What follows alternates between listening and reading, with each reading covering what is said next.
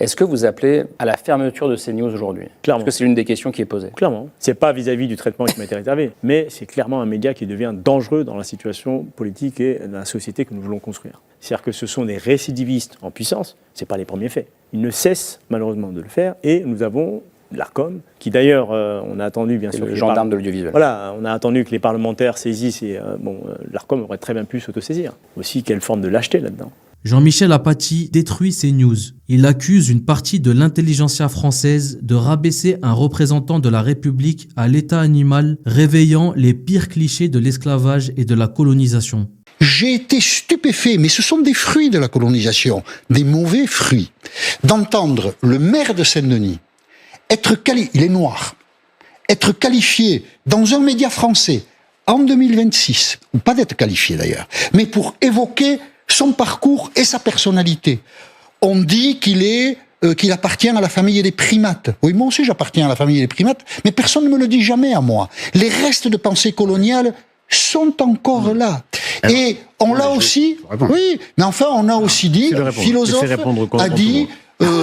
à lui toutes les femelles, maintenant qu'il a le pouvoir. Vous comprenez ? Non mais monsieur Apathy, la colonisation occidentale et l'esclavage occidental ont eu des effets sur le monde très particuliers. Et vouloir tout mettre à égalité, c'est ne pas parler du problème. En fait, Jean-Michel Apathy a visé cette femme, Memona Interman. Elle a été invitée sur CNews et elle a dérapé sur Bali Bakayoko. Et écoutez sa justification lunaire pour prouver qu'elle n'est pas raciste. Mais quand je vais dans certains endroits en France, je ne reconnais plus ces endroits. On va me dire que je suis raciste. Mais cette France-là, mais qu'est-ce que vous en avez fait ? Comment se fait-il que quelqu'un comme moi, je le reconnaisse ? Comment ? Et on va me dire que je suis raciste ? Mais venez me dire que je suis raciste. En tout cas, si on ne peut pas aujourd'hui évoquer l'homo sapiens à propos d'une personne noire, mais on est devenu dingue, ça veut dire que c'est interdit. ne revenons pas là-dessus. Ne revenons pas là. Apathy lui a répondu juste après et cette fois-ci il a été encore plus virulent car il s'en est pris à Michel Onfray et à tous les journalistes de CNews. Moi j'aurai les femelles, toi t'auras pas les femelles. Moi j'aurai les femelles et toi t'auras pas les femelles. Alors là, au racisme il ajoute autre chose, Michel Onfray. C'est la peur du colonisateur, que le noir pique les femmes blanches, qu'il les amène, qu'il les fasse, enfin vous voyez un peu le genre quoi. C'est un mental mais pourri. Non, on n'a pas entendu Aurore Berger sur le racisme que subit Bali Bakayoko. Pourtant, c'est la ministre chargée de la lutte contre les discriminations. On n'a pas entendu la même fermeté que pour l'antisémitisme. Pourtant, les deux, c'est bien des formes de racisme, on est d'accord. On la voyait dans tous les médias pour défendre la loi Yadan, et pour Bali Bakayoko, on l'entend plus. Ceux qui sont racistes ont réussi à dire que ceux qui étaient antiracistes venaient perturber la norme et la société. C'est à peu près... un renversement total des valeurs. C'est comme au temps des colonies. À partir du moment où vous critiquez l'Empire, vous êtes un mauvais Français. Et dans les années 30, quand on critiquait les colonies, on ne vous disait pas que vous étiez anticolonialiste, on vous disait que vous étiez un mauvais Français. Grosso modo, vous deviez être a priori pas très blanc, surtout communiste et de mauvais côté de l'histoire. C'est-à-dire, ce qu'il faut savoir, c'est ce qui se passe là. C'est à la fois un discours qui est fondé sur une vision racialiste, raciste, dire que quelqu'un est proche du monde animalier ou dire que quelqu'un descend de sa tribu, ça c'est une dimension raciste très 19e, mais il n'y a pas que ça dans le discours. Dire à quelqu'un de non-blanc qui accède à des responsabilités qu'il est illégitime, on lui fait comprendre. Du temps des colonies, quand Blaise Diagne montait à la tribune, député sénégalais, les députés de l'Action française, notamment Daudet, se moquaient de lui et disaient « le cannibale arrive ».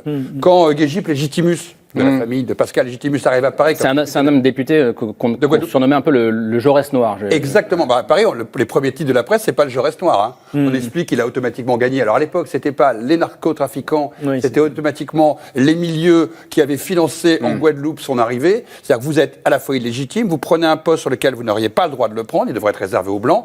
Comment se fait-il qu'un Noir ou qu'un Maghrébin, qu'un Asiatique peut diriger les Blancs, puisque être maire, comme être député, comme être président du Sénat, par exemple, c'est l'inverse du système colonial. Et donc, il ne faut quand même pas oublier que notre pays a vécu avec le droit colonial pendant des décennies. Vous allez me dire, ça peut paraître un détail très longtemps après, mais pas du tout. Pour ceux qui savent très bien d'où ils viennent, ils savent que leurs grands-parents ou leurs arrière-grands-parents n'avaient pas le droit d'être élus, n'avaient même pas le droit de voter. C'est une histoire particulière, c'est pas l'histoire des étrangers. Quand vous êtes étranger, vous savez qu'un jour vous serez naturalisé ou que vos enfants naîtraient en français. Pas les indigènes.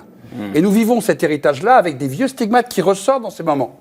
Et là, ce qu'on a vu en quelques heures avec cette élection, c'est que tout ça est remonté à la surface. À la fois la dimension raciale, à la fois la dimension coloniale, et puis donc, en fin de compte, l'illégitimité de ce que vous aviez fait. Vous ne pouviez pas avoir gagné normalement. Par définition, il s'était passé quelque chose, parce que vous bouleversez l'ordre établi. Éric Coquerel, député LFI, s'est quant à lui scandalisé de ce deux poids deux mesures et de ce racisme latent. Je suis très étonné parce que depuis hier, M. Bali Bagayoko, qui a été comparé à un singe sur CNews. Une autre chaîne par un chroniqueur. Non, c'est pas autre chose pour moi. Qui a été comparé à un singe sur CNews. Sur une autre chaîne. Vous avez remarqué, vous avez entendu des réactions de ministres sur ça vis-à-vis d'un élu de la République? Non. Et je signale que la France je vous dis Insoumise comment je a considère ça. saisi l'ARCOM sur ce point Bien qui sûr, concerne mais donc une autre... Est-ce que vous avez entendu une réaction de ministre? À ma connaissance, non. Non, vous avez raison, il n'y en a pas eu. À ma connaissance, Donc, non. par contre, on a des ministres qui se permettent d'écrire vis-à-vis d'un maire sur la foi d'un site d'extrême droite, alors qu'il s'est contenté de dire que les fonctionnaires devaient normalement appliquer la politique qui sera celle de la mairie, issue du suffrage universel. Je vous dis donc, je pèse mes mots, ce travail de discrimination, de racisme et de mépris de classe par rapport aux habitants des quartiers populaires, notamment de Seine-Saint-Denis, et des maires qui sont élus, qui désormais représentent davantage ces villes, je trouve que c'est lamentable. Et moi, je demande des excuses, notamment aux membres du gouvernement qui s'y sont adonnés. Le sénateur Yann Brossa qui démolit l'hypocrisie totale des antennes du groupe de Bolloré. Il accuse CNews et Europe 1 d'étouffer sciemment le scandale des menaces de mort proférées par le maire de droite Thierry Meunier contre la journaliste Nassira El Moadem. Eux qui préfèrent s'acharner sur le nouveau maire de Saint-Denis. Je voudrais quand même vous le dire. Pas un mot sur votre antenne, par exemple, sur Thierry Meunier, qui est sénateur LR, qui a été maire du Blanc-Ménil pendant des années et qui, tenez-vous bien, menace de mort une journaliste qui s'appelle Nassira El Moadem. Menace de mort. Pourquoi ? Non mais je pose la question. Pourquoi est-ce que sur CNews et sur Europe 1, il n'est jamais question de ce type de déclaration ? Il la déclare, il la menace de mort. C'est quand même une consoeur à vous. On n'a pas repris ces menaces de mort. Oui, mais pourquoi ? Mais là, vous n'avez pas répondu. Est-ce que pour vous, Jean-Luc, vous non plus, vous n'avez pas répondu. Est-ce que Jean-Luc Mélenchon, ses propos sont condamnables ? On parle d'une de vos consoeurs qui est menacée de mort par un sénateur, par un parlementaire, par un élu de la République. Ça ne vous fait rien ? Ça ne vous pose pas un certain nombre de questions? On a le droit, quand on est parlementaire, de menacer de mort une journaliste parce qu'elle publie une enquête qui révèle des faits d'affairisme, de clientélisme au Blanc-Ménil. Alors, je comprends bien, il est LR, je crois qu'il habite le 16e arrondissement, donc sans doute que dans la sphère Bolloré, il y a une certaine sympathie pour lui. Mais enfin, quand même, posez-vous un certain nombre de questions. Bali Bakayoko, quant à lui, était invité sur France Inter et le journaliste Duhamel a voulu le piéger, mais écoutez comment il s'en est très bien sorti. L'ARCOM a été saisi par plusieurs responsables de gauche. Je rappelle que plusieurs de vos camarades insoumis continuent d'aller sur CNews. Est-ce que, compte tenu des propos qui ont été tenus, vous leur dites n'y allez plus ? Moi, je pense que l'extrême droite doit être combattue partout.